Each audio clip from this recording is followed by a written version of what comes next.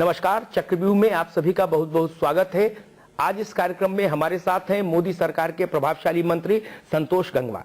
संतोष जी, कार्यक्रम में बहुत बहुत स्वागत है आपका। धन्यवाद आपका और आपके माध्यम से दर्शकों का भी। जी, उत्तर प्रदेश में आप लोगों ने एक बड़ी सफलता अर्जित की। 71 सीटें बीजेपी ने, 2 उसके सहयोगियों ने जीती। अब चर्चा है मिशन 2017 की। क्या तैयारी है, क्या रणनीति है? नहीं, वास्तव में देश की आज़ादी के समय जो स्थिति उत्तर प्रदेश की थी जी, और आज की स्थिति में जमीन आसमान का अंतर हो गया। जो तरक्की उत्तर प्रदेश को करनी चाहिए विभिन्न कारणों से वो नहीं हो पाई। अब मैं यहाँ पर आलोचना का संदर्भ नहीं लूँगा जी, पर जो लोग राजनीति के माध्यम से सत्ता में आए उनमें इच्छा शक्ति का अभाव रहा और जिस ढंग से प्रदेश को चलाना चाहिए था शायद उन लोगों की समझ और सोच में वो विषय नहीं था। जी, और मैं ऐसा मानता हूं कि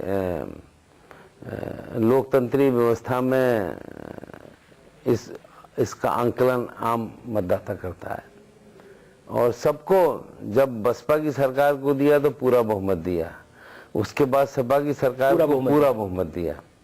ऐसा नहीं है कि कोई कमी रखी हो, पर उसके बाद भी मुझे लगता है कि ये दोनों सरकारें आम आदमी के हित की बात नहीं कर पाई। उत्तर प्रदेश जो देश का सबसे बड़ा प्रदेश है, उत्तर प्रदेश जिसमें कहीं भी किसी चीज़ में कमी नहीं है, और आज दुर्भाग्य यह है कि उत्तर प्रदेश के बारे में लोग बुरी राय व्यक्त करते हैं कि यहाँ पर कोई उद्योग धंधा लगाने आना नहीं चाहता है। मैं जिस मंत्रालय में हूँ यहाँ पर उद्योग धंधों की कमी नहीं है। टेक्सटाइल एक वो क्षेत्र है, हैंडीक्राफ्ट वो क्षेत्र है, बड़ा रोजगार प्रदान कि इसमें, पर लोग यहाँ पर इंफ्रास्ट्रक्चर का बहाना लेकर आना नहीं चाहते हैं। उनका कहना है कि यहाँ पर कोई भी इंफ्रास्ट्रक्चर की बात यहाँ पर उपलब्ध नहीं है और सबसे इस सब के ऊपर जाते हैं कि कानून व्यवस्था यहाँ पर ऐसी है कि उससे हर व्यक्ति डरता है। जी, अब ये बात, हम भी इस बात को मानते हैं। मैं उत्तर प्रदेश का हूँ, मैं समझता हूँ कि उत्तर प्रदेश के अंदर सारी सुविधाएं मिल सकती हैं, पर दुर्भाग्य है कि हम इन सुविधाओं को उपलब्ध कराने की दिशा में जो भी सरकारें रही वो बिल्कुल पीछे रह गई। संतोष जी, इधर जो विधानसभाओं के चुनाव हुए, जैसे एक महाराष्ट्र का उदाहरण हम ले, एक ऐसा दृश्य सामने आया कि शायद जनता क्षेत्रीय दलों को नकार रही है और राष्ट्रीय दलों की ओर जा रही है। महाराष्ट्र में 3 क्षेत्रीय दल थे, प्रभावशाली थे, तीनों को नकारा गया, बीजेपी को बहुमत आया। हरियाणा में भी जो क्षेत्रीय दल थे उनके पक्ष में जनता नहीं खड़ी हुई। क्या ऐसी स्थिति उत्तर प्रदेश में भी बन पाएगी? मैं ऐसा मानता हूं कि आने वाला चुनाव यही दृश्य प्रस्तुत करेगा, क्योंकि दोनों क्षेत्रीय दलों को पूरा बहुमत देकर उत्तर प्रदेश की जनता ने ये बता दिया कि आपको पूरा मौका मिला। पर 5-5 वर्षों में इन लोगों ने क्या किया? जी, अगर मायावती केवल पत्थरों में लगी रही तो मुलायम सिंह जी की सरकार ये कह रही है, मुलायम सिंह जी का नाम मैं प्रयोग कर रहा हूँ, उनके पुत्र की सरकार ये कह रही है कि उनके पिताजी ने ये कहा कि साहब जो हमने कंप्यूटर बांटे, लैपटॉप बांटे वो गलत फैसला था, इसलिए लोगों ने वोट नहीं दिया। मतलब इससे ज्यादा हास्यास्पद बात और क्या होगी? और अब 75 वर्ष की उम्र में बजाय आम आदमी के हित की चिंता करें, एक जोर शोर से अपना जन्मदिन मना रहे हैं। और इसके विपरीत मैं तारीफ नहीं करना चाहूँगा, देश के प्रधानमंत्री ने जिस ढंग से अपना जन्मदिन बनाया, बिल्कुल सीमा के, बिल्कुल सरहद के ऊपर जाकर उन लोगों को स्ट्राइक करा। लोगों को लगा कि ऐसा भी हो सकता है और प्रधानमंत्री ने ऐसे स्थान पर जाकर अपना जन्मदिन बनाया जो वास्तव में लोगों को और सबको याद रहेगा कि प्रधानमंत्री की देश के प्रति कितनी रुचि और नजर है। संतोष जी, लेकिन एक सवाल उठता है, भाजपा और कांग्रेस दोनों राष्ट्रीय दलों के पास प्रदेश में, देश के स्तर पर, प्रदेश के स्तर पर मुलायम सिंह और मायावती के बराबर कद के चेहरे अभी दिखते नहीं। मेरा मानना यह है कि अगर आप मुलायम सिंह और मायावती को बड़ा कद मानते हैं तो मुझे आश्चर्य होगा कि लोकतंत्र में कद की परिभाषा क्या है। कद की परिभाषा जातीयता या खराब बोलना नहीं है। कद की परिभाषा किसी समुदाय विशेष में पैदा होना नहीं होती है। कद की विशेषता यह है कि आपका पूरा राजनीतिक चरित्र कैसा रहा, जीवन कैसा रहा, इतने वर्षों में कैसा आचरण करा, लोग आपके बारे में क्या राय करते हैं, और फिर जब आपको मौका मिले तब आप क्या करते हैं, क्या परिणाम दे पाते। क्या मनोहर पारीकर कोई बहुत बड़े कद के आदमी थे? जी, पर मेरा मानना यह है कि क्षमता जब हमें मौका मिले तब समझ में आता है। उत्तर प्रदेश के अंदर भारतीय जनता पार्टी के पास नेतृत्व की कमी नहीं है और जो भी नेतृत्व करेगा वो निश्चित रूप से एक पॉजिटिव रिस्पांस दिखाएगा। और ये हम आपको कह सकते हैं दावे के साथ कि आज उत्तर प्रदेश जिन समस्याओं से ग्रस्त है, आज इसके लिए एक मजबूत इलाज की जरूरत है जी। और कोई ये सोचकर उत्तर प्रदेश में आए कि नहीं मुझे अगला चुनाव लड़ना है, जीतना है, तो वो शायद देश के साथ, प्रदेश के साथ न्याय नहीं कर रहा है। आज इसका विषय नहीं है कि मुझे दोबारा लौट कर आना नहीं आना है, विषय ये है कि आप समाज के लिए क्या कर रहे हैं जी। आप देश के लिए क्या कर रहे हैं। और उत्तर प्रदेश को मैं देश ही मानता हूं, इसलिए मानता हूं कि आज उत्तर प्रदेश का जो भी दृश्य होगा पूरे देश को प्रभावित करेगा, देश को प्रभावित करने का काम करेगा। संतोष जी, एक आपकी सरकार दिल्ली में बनी, पूर्ण बहुमत की सरकार, उत्तर प्रदेश का उसमें सबसे बड़ा योगदान, बहुत सारे मंत्री, आप सब लोगों की टीम उत्तर प्रदेश से, तो उत्तर प्रदेश के लोगों की अपेक्षाएं भी परवान चढ़ गई केंद्र सरकार से ही। राज्य में जब चुनाव होगा वो अलग का विषय, अभी ये आप लोगों पर एक बड़ी जिम्मेदारी है, क्योंकि 17 तक लोग ये भी देखेंगे कि दिल्ली की सरकार ने उत्तर प्रदेश के लिए क्या क्या किया। बिल्कुल दुरुस्त है, हम आपकी बात से सहमत हैं। मतलब उत्तर प्रदेश की जनता ने जो निर्णय दिया है वो अपने आप में अति महत्वपूर्ण है, अभूतपूर्व है। हाँ, और हम इसकी कल्पना भी पूरी तरीके से नहीं करते थे कि ऐसा होगा। और ये इस बात को भी प्रदर्शित करता है कि अगर मतदाता तय कर ले तो वो कुछ भी कर सकता है। वो उत्तर प्रदेश ने इस बात को दिखाया। जिम्मेदारी हम पर ज्यादा है, ये बात हम मानते हैं और हम ये भी मानते हैं कि हम जो कुछ भी करेंगे इसका असर 2017 के विधानसभा के चुनाव में पड़ेगा। पर हम इतना अवश्य कह सकते हैं कि जिस ढंग से हम लोग काम कर रहे हैं, खाली उत्तर प्रदेश नहीं तो पूरे देश के ऊपर उसका असर पड़ेगा और देश पूरा प्रभावित होगा और इससे धीरे धीरे लोगों की समझ में आएगा। और मैं ऐसा मानता हूं कि प्रधानमंत्री जी ने उत्तर प्रदेश को इसीलिए चुना जी। उन्होंने अपना निर्वाचन क्षेत्र बनाया और जिस ढंग से काम की शुरुआत की है, मैं अपने मंत्रालय को अगर देखता हूं तो मुझे लगता है कि उनकी रुचि है। महात्मा गांधी के सपने को सही ढंग से साकार करने का काम माननीय प्रधानमंत्री जी कर रहे हैं और उसका दृश्य भी सामने आ रहा है कि बनारस में आप लाए जी। तो मैं ऐसा मानता हूं कि जितने भी मंत्री बने हैं वो जिस ढंग से काम करेंगे लोग इसको पसंद करेंगे और आने वाला समय इसको एक अच्छे ढंग से प्रदर्शित करने का काम भी होगा। संतोष जी, प्रधानमंत्री जी उसी प्रदेश से लोकसभा में, राज्यसभा में रक्षा मंत्री उसी प्रदेश से, लोकसभा में गृह मंत्री उसी प्रदेश से, संतोष गंगवार जी उसी प्रदेश से, पूरी एक लंबी फेरिस्त है।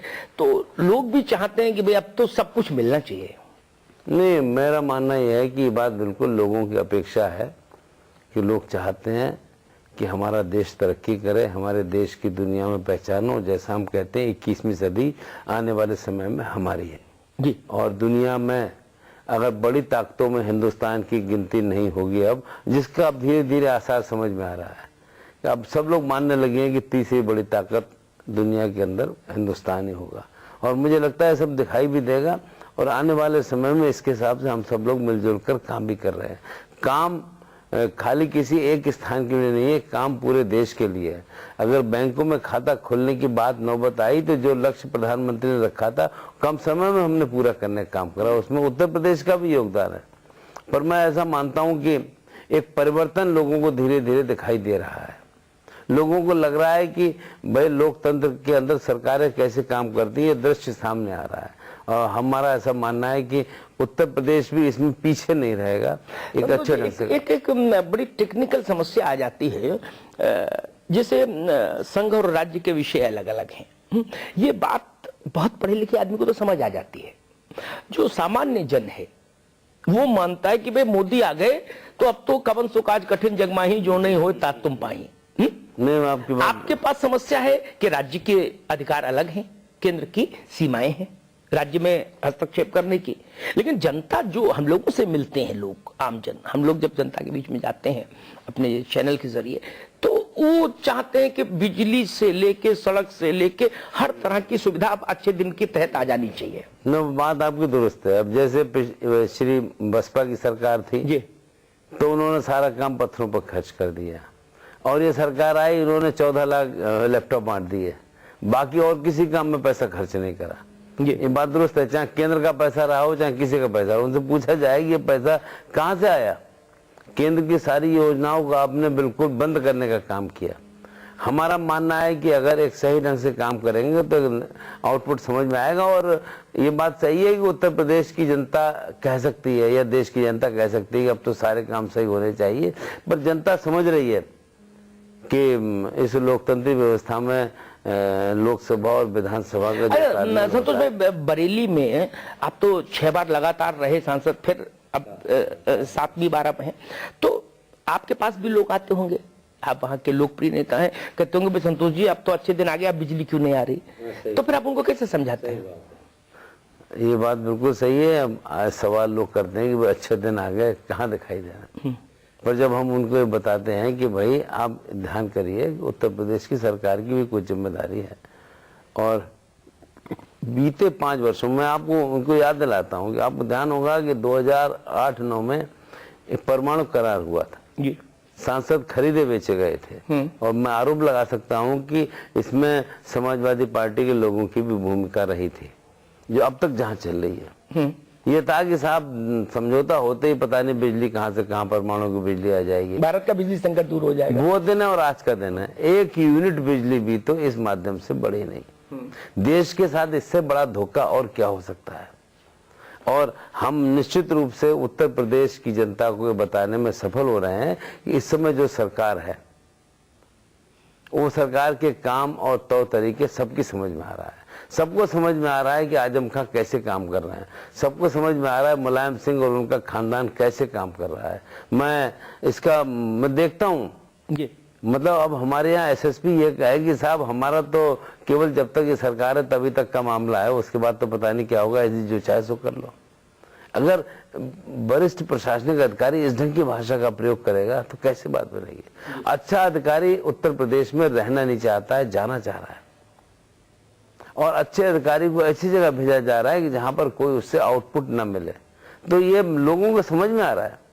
नहीं, लोगों को समझ आ रहा है, लेकिन मेरी चिंता और मेरा सवाल ये है संतोष भाई कि अगर 2017 तक मोदी जी की सरकार, आपकी सरकार उत्तर प्रदेश को कुछ जमीन पर बड़ी चीजें नहीं दिखा पाई, उनका कारण भले कोई कुछ भी हो, तो जनता का मुंह थोड़ा सा आपसे भी भंग होगा। नहीं, ऐसा नहीं है। हमें ध्यान है कि बनारस तक में हम जो जगह चाहते थे अपने टेक्सटाइल, वो नहीं दी। 200 करोड़ रुपया खर्च कर रहे थे, हमने फिर दूर इस काम को किया।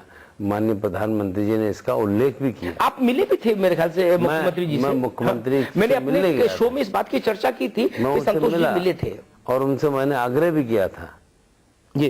पर अब आदमी इस बात को समझ रहा है, उत्तर प्रदेश का मतदाता समझ रहा है कि आज उत्तर प्रदेश की सरकार पॉजिटिव काम की दिशा में नहीं सोच रही है।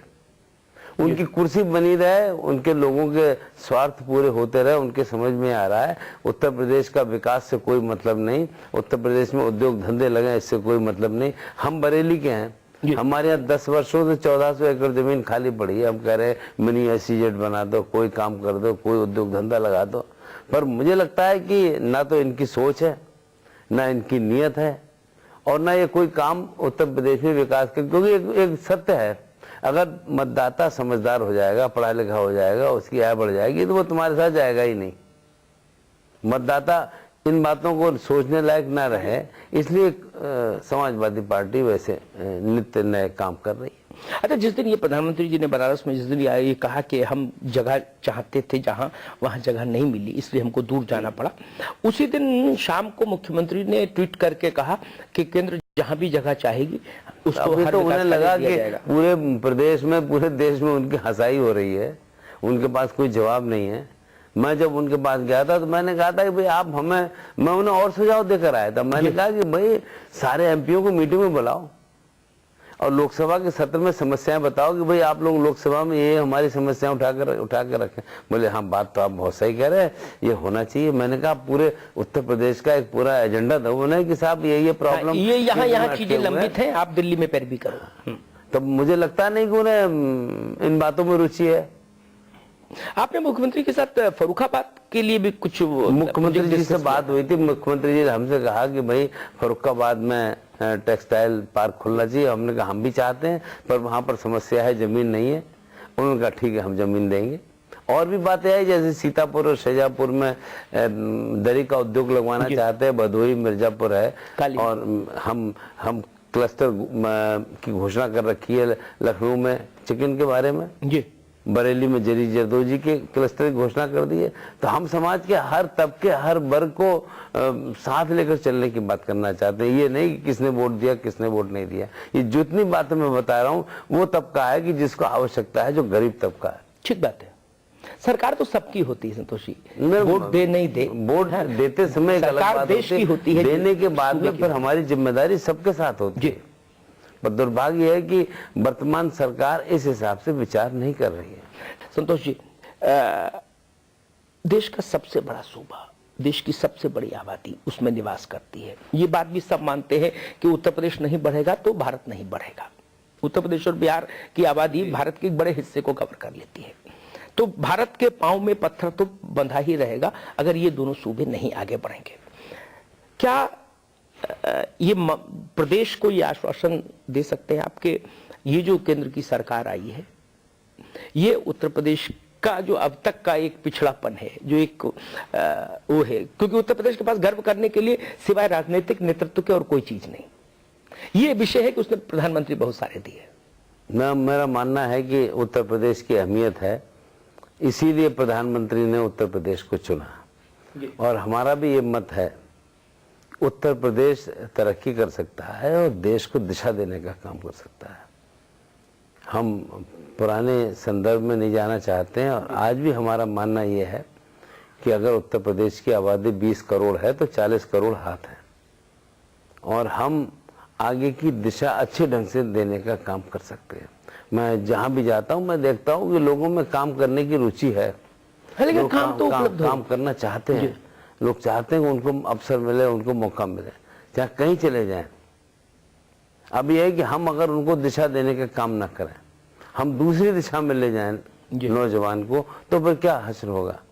मेरा मानना है कि सरकार अगर ठीक आएगी तो काम अपने आप स्वतः आपको नजर आएंगे, और सरकार अगर ठीक नहीं है तो फिर और हालात बिगड़ते जाएंगे। इसलिए मेरा पूरा विश्वास है कि सत्ता परिवर्तन होते ही आपको देश की स्थिति तो जो है सो है, उत्तर प्रदेश का परिवर्तन आपको नजर आएगा। नहीं संतोष जी, क्या इसके लिए अभी लगभग 2.5 साल है चुनाव में, क्या 2.5 साल इंतजार करना होगा, या अभी केंद्र और राज्य के बीच में कोई समन्वय का रास्ता निकलेगा? और नहीं, हम लोग तो प्रयास कर रहे हैं, जमीन पर देखेंगे, हम लोग बात कर रहे हैं, सारे काम कर रहे हैं, और हमारे आपके जीवन में 2-2.5 वर्ष मायने रखते हैं जी। पर देश के जीवन में 2-2.5 वर्ष जो हैं इंतजार देश कर सकता है कि वही 2 वर्ष के बाद परिवर्तन होगा, और परिवर्तन होकर अच्छी दिशा मिलेगी, और वो सरकार बनेगी देश की कायदे से चिंता प्रदेश की कर सके और प्रदेश को आगे बढ़ाने की दिशा में ले जाने का काम कर सके। मैं इन सारी बातों को समझने की कोशिश करता हूँ, और मुझे लगता है कि जो आप कह रहे हैं, मुझे भी लगता है कि इतने वर्ष हो गए, ऐसे माहौल खराब है, इसको कैसे दुरुस्त करेंगे जी। पर ऐसा नहीं है। आज पूरे देश के अंदर 60 वर्षों में जो नहीं हुआ, हर आदमी की रुचि है सफाई हो देश में जी। हर आदमी बिल्कुल एक सेंटेंस बोलने के बाद में माननीय प्रधानमंत्री के उन्होंने कहा कि देश में सफाई होनी चाहिए। हर आदमी इसमें लग रहा है, बड़े और छोटे आदमी को ये नहीं हो रहा है कि मैं कौन सा काम कर रहा हूँ, हर आदमी इसमें जुटकर करना चाहता है। हम हर देशवासी को जोड़ना चाहते हैं, और उत्तर प्रदेश के अंदर इस प्रकार की अच्छी दिशा भी है कि उत्तर प्रदेश का आम आदमी इस काम में अच्छे ढंग से जोड़कर आगे बढ़ सकता है। संतोष जी, अभी आपने एक मुलायम सिंह जी का एक वक्तव्य पढ़ा होगा, सुना होगा, कि उन्होंने कहा कि भाई मोदी जी जो कुछ कर रहे हैं वो हमारे कार्यक्रमों की ही नकल है। हम गांव को गोद लेने का काम जब मुख्यमंत्री थे तब हमने किया था 90 में, और सफाई का अभियान हम चला चुके। मैं इस पर कोई टिप्पणी नहीं करूंगा। वो हमारे उनकी लंबी आयु की शुभकामनाएं हैं, पर हमारा कहना चाहिए देश के साथ दुर्भाग्य है वे समाजवादी हैं जी, और वो शायद लोहिया के आदर्शों को भूल गए। लोहिया किस ढंग का आदर्श चलाते थे, शायद कभी कभी आप लोग समाचार पत्रों में, मीडिया में दे देते हैं कि राममनोहर लोहिया तो एक बार कुर्सी पर बैठकर भोजन कर रहे थे और आगे जनसमूह जमीन पर भोजन कर रहा था, तो उन्होंने कहा कि भाई ये गलत है, और फिर जमीन पर बैठ के भोजन किया। उन्होंने कहा कि हम नहीं खाएंगे। तो वो बात लोहिया ही करते हैं, पर लोहिया के आदर्श पर कहीं से कहीं तक नहीं टिकते हैं वो। हमारा केवल इतना कहना है कि समाजवाद के अर्थ को वो समझने का काम करें जी। और मुझे नहीं लगता कि अब उन्हें इसकी जरूरत है, क्योंकि मुझे लगता है कि श्री मुलायम सिंह यादव और समाजवादी पार्टी अपनी पारी खेल चुकी। देश के साथ जो कुछ इन्हें करना था वो इन्होंने कर दिया। अरे आपके पास एक लंबा राजनीतिक अनुभव रहा, आपने इमरजेंसी का दौर देखा, जेल यात्रा की, संसद का इतना लंबा दौर देखा। उत्तर प्रदेश की जो मौजूदा सरकार है समाजवादी पार्टी की, उसमें मूल समस्या कहां पर है? आप क्या मानते हैं कि भाई ये मूल बिंदु है जहां से चीजें खराब हुई? नहीं, मूल समस्या कहीं नहीं है जी। जब आप पिता अपने पुत्र को कुर्सी पर बिठाना चाहेगा तो फिर कोई अंत नहीं है। पिता प्रदेश को दुरुस्त नहीं करना चाहता है, पिता पुत्र को कुर्सी पर बिठाना चाहता है। इसका कोई जवाब नहीं है उनके पास। जी। भाई पुत्र आए, हमें इसमें कोई आपत्ति नहीं है, लोकतंत्र है, कोई भी। पर यह है कि ये समझ में आना चाहिए कि आप प्रदेश के साथ खिलवाड़ क्यों कर रहे हो आप। और इस बार के चुनाव में तो सिवाय परिवार के कोई रहा ही नहीं। आप बहुत अच्छी पार्टी के थे तो परिवार के अलावा एक तो जीत जाता। जी। क्यों नहीं जीता? और परिवार कैसे जीता मुझे मालूम है। उस पर भी तमाम तरह के आरोप हैं। हम हमारे पड़ोस में बदायूं जनपद है, हम देखते कैसे जीता है परिवार। तो मेरा आग्रह यह है कि इनके ऊपर चर्चा करना, मैं कह सकता हूं कि इतिहास बताएगा। पुराने जमाने के लोग याद करते हैं कि कौन कौन शासक रहे, फिर वो सबके नाम याद करते हैं कि अकबर भी था, जहांगीर भी था, रजिया सुल्तान भी थी, सब शासक थे, सबने जैसे चलाया, सबकी जानकारी में आता है। और लोकतंत्री इतिहास में भी लोग याद करेंगे कि हाँ कि भाई ऐसे भी प्रमुख लोग आए कि जिन्होंने अपनी जागीर समझने का काम करा प्रदेश को, और वो भूल गए कि हिंदुस्तान है ये किसी की जागीर नहीं है। यहाँ पर मतदाता जो व्यवहार, हमारे देश में ही प्रधानमंत्री पद पर रहते हुए चुनाव हारा है जी। और अगर निष्पक्ष चुनाव होता तो उत्तर प्रदेश एक बार फिर से दोहरा देता जी।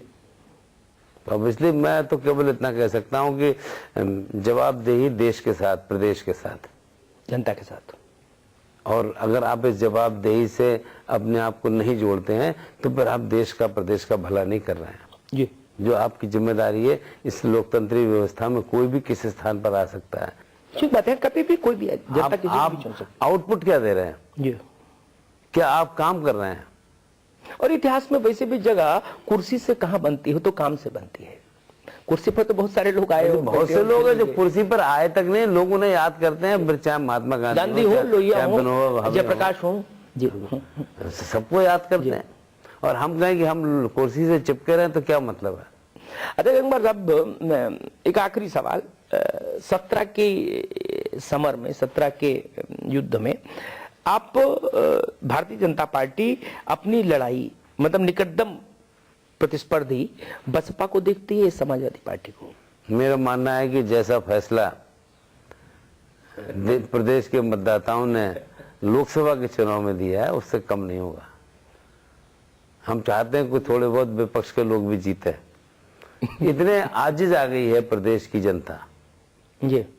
अभी भी लोग चर्चा करते हैं चुनाव करा दो, क्योंकि 2.5 वर्ष के कार्यकाल में जिस ढंग से वर्तमान सरकार काम कर रही है, तो वर्तमान सरकार और इससे पहले, अब तो बहुत से लोग कहते हैं इससे तो अच्छी पहले वाली थी जी, पर ये हम कहते हैं इसका मतलब पहले वाली को ले आओगे, बोले ना ना ऐसा कुछ नहीं है।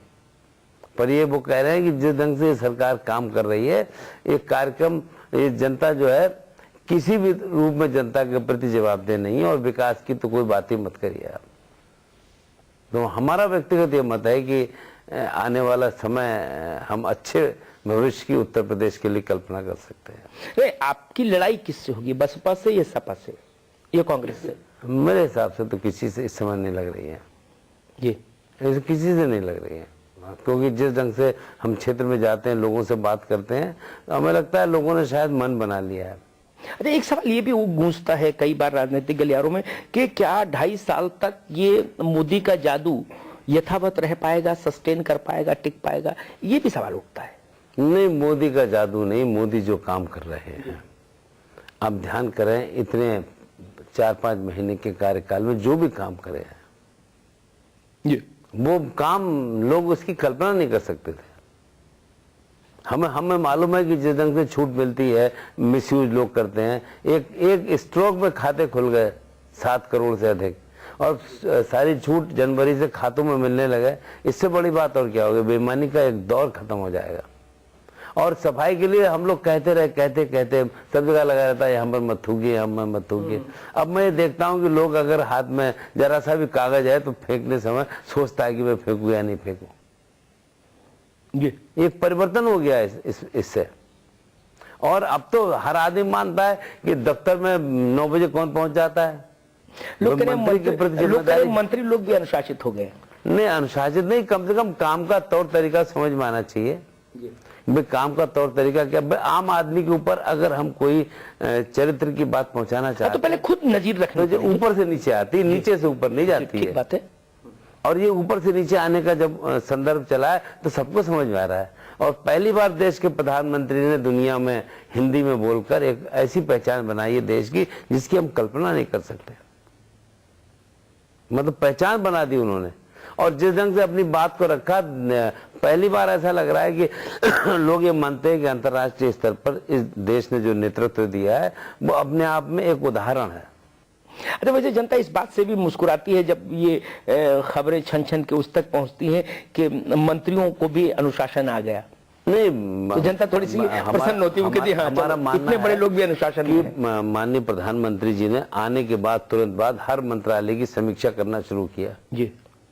और जब लोग ये बताते हैं कि पुराना प्रधानमंत्री 10 साल तक बार रूम नहीं जा पाया जी, अब मैं इसे खराब थोड़ी मानता हूं। मेरा मानना है कि अब जैसे हमारा महकमा है, लेकिन थोड़ा काम ज्यादा करना पड़ रहा है मंत्री ना। कोई काम वाम नहीं, काम तो सब मिलजुल कर करते हैं। तो हमें मानते हैं कि सही मायने में खादी को आगे बढ़ाने का काम श्री नरेंद्र मोदी जी ने किया, पहचान बनाई। बाकी सब तो बोलते रहे खादी खादी खादी, पर सही मायने में अगर खादी का इस्तेमाल और खादी की खपत है तो गुजरात में हुई। और अब पूरे देश में उनके इस बोलने के बाद इस खादी की अभी आंकड़े मैंने देखे, सेल बढ़ी है। तो समझ में आता है जी। तो अब हमारा व्यक्तिगत मत ये है कि अब परिवर्तन की शुरुआत हो गई है और परिवर्तन लोगों को दिखाई दे रहा है। और ये एक अच्छी दिशा का कदम है। हमारा देश अच्छे ढंग से आगे चले, अच्छी तरक्की करे, सारा व्यक्ति इस बात को चाहता है, उसके हिसाब से काम करने में जुटा है। उत्तर प्रदेश भी इस रफ्तार में पीछे न जाए जी, ये सबकी रुचि है। हमारा भी मानना है कि उत्तर प्रदेश इस रफ्तार में आगे ढंग से रहे, आगे रहकर काम करे। तो ये इसमें कोई ज्यादा, मैं नहीं मानता कोई ज्यादा संकट की बात होगी। संतोष जी, हमसे बातचीत करने के लिए बहुत बहुत शुक्रिया आपका। तो ये थे भारत सरकार के मंत्री श्री संतोष गंगवार। अगले हफ्ते हम फिर मिलेंगे एक नई शख्सियत के साथ, सवाल और जवाब के एक नए सिलसिले के साथ। तब तक के लिए आप मुझे दीजिए इजाजत। देखते रहिए समाचार प्लस।